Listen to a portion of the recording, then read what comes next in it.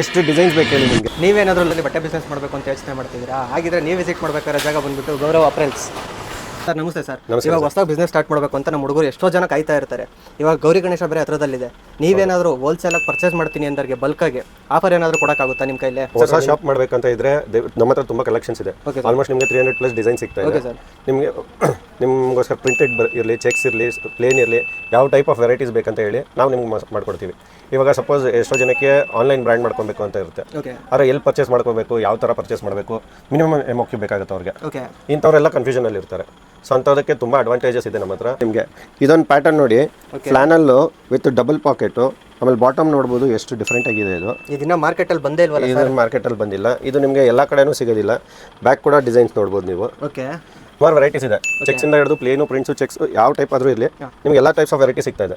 Price ಕೂಡ ತುಂಬ reasonable ಅಲ್ಲಿ ಕೊಡ್ತಾ ಇದೀವಿ.